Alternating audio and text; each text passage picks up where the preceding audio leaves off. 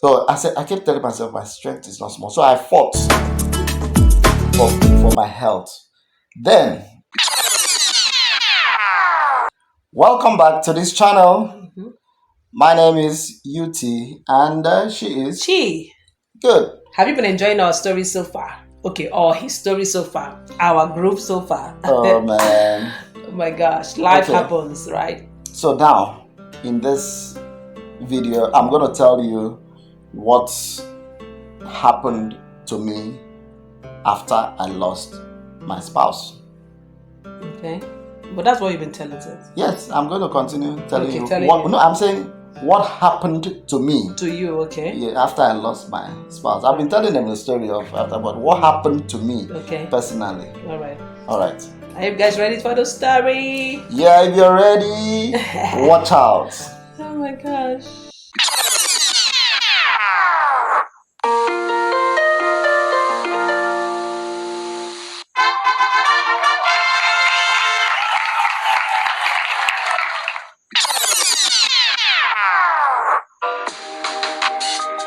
Yeah, welcome back. Welcome.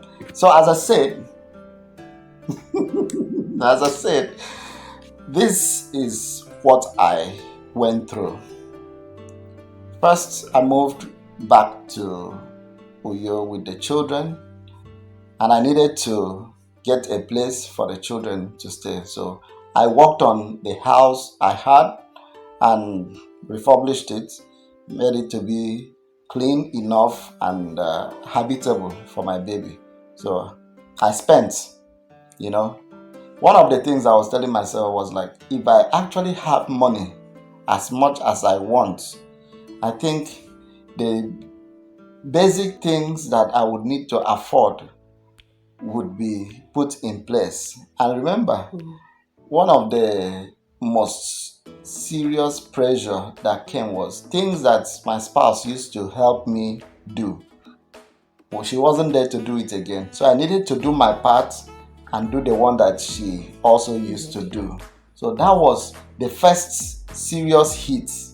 The second serious hit was financial stress, which she also was supporting me financially, and I was now left alone to be dealing with my finances, which was lean than what I used to have. In fact, the job I picked after that, I was working in the private sector and also, having a You mentioned lecturing that gig. you just left the private I, sector job. I just before- left the private before the sector incident. a week before that incident. Then I was now left with only the academic job. And the pay from academic job was like 1/4 of what I was earning in the private sector was what I was earning in academic. And I think the pay for lecturers are so bad in the country today. When I say today, as at the time of this video, So that's why there's also strike on ending indefinite. I'm sure it will be better. So maybe sometime in future, somebody will be watching this when lecturers Yeah, will be doing like so Jason. well. So, but know that there was a time, and I passed That's through at that. August 2022. Thank you. August 2022, as to Academic Staff Union of University, I've had been been on on strike strike for for 6 months. 7 months. 7 months rather, without pay. Strike without pay. Imagine that. As I'm talking to you now, you understand what I'm going through. Mhm. Anyway, so that finance was the second aspect of my pain. Then the third aspect was lack of companion. I recall waking up from my bed at midnight and I would find myself in a pool of my cry.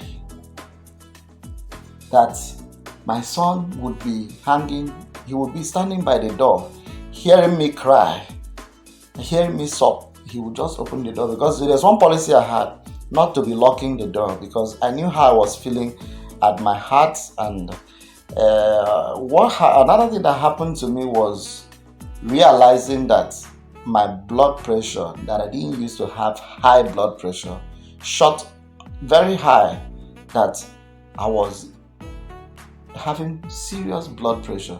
And the doctors told me it could be because of this incident. Let's watch for a while.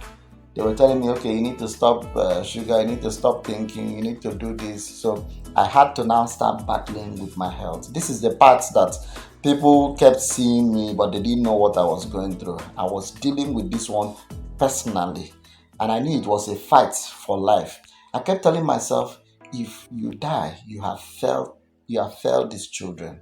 If you allow yourself to go down, you remember the gospel says in the Bible that if you fell in The days of the days of adversity, adversity, your strength is weak. small.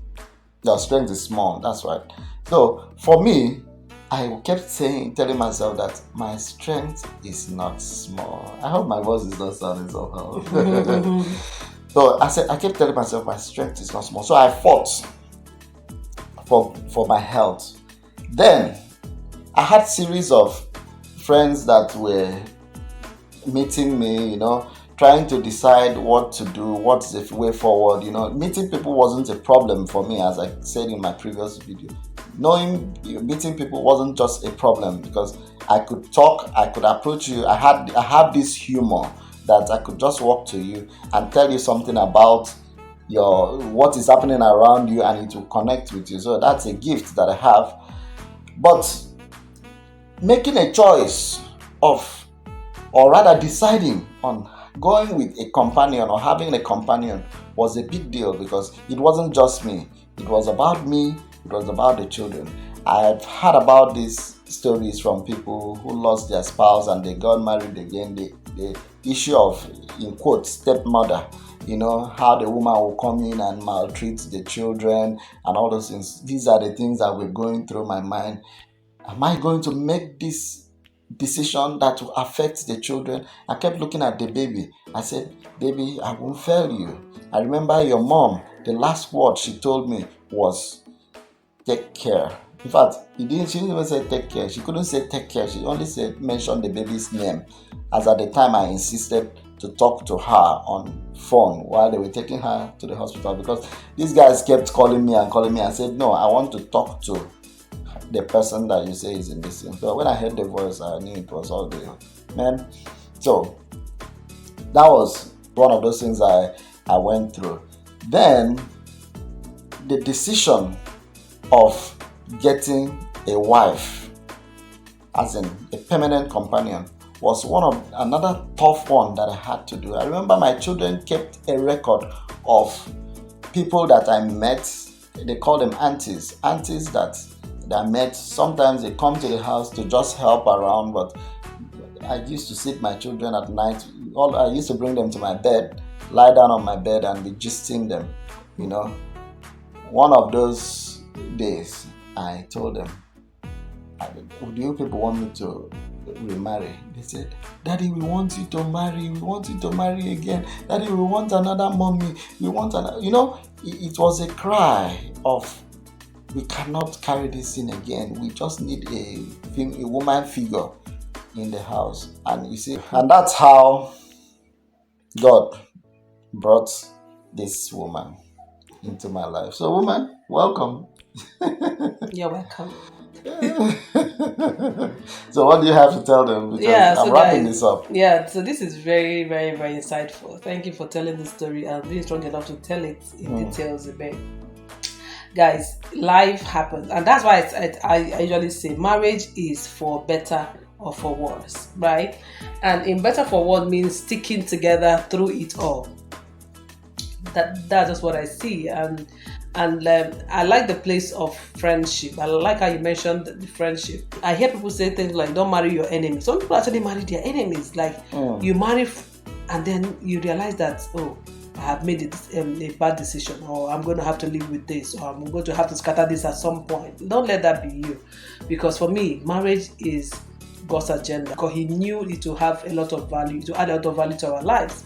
So marriage is not to be done lackadaisically, just like feelings and all that, because there are deeper things. At the time you're getting married, you don't know which of you are going to go first. You don't know who. You don't, just like life, you don't know what's going to happen tomorrow, and how you deal with all of that on how you can overcome it, and all that also depends on the relationship you had with your spouse. Let me even say something that I and my late spouse, we had this relationship that her password, I used to be the one to generate passwords for her. So there was no information that was hidden. Yeah. All information was just within us. We had it. My ATM card, she was the one that used to hold it. That was as much as if I want to go out and I need a card, I'll just say, okay, give me this card, give me this one, or give me your own. Or that's how we were living. If I make money, I'll tell her to keep it for me,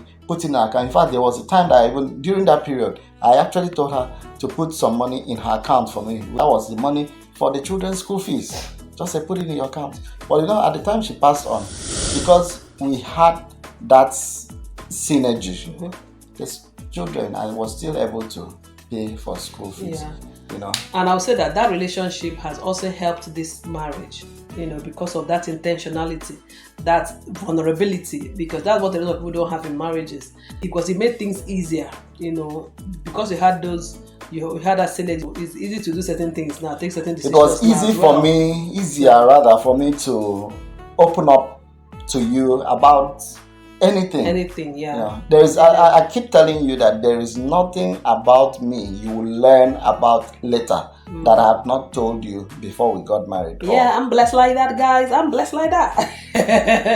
Yes, guys. So please, So thank you so much for listening all the way, and we're going to bring more about this.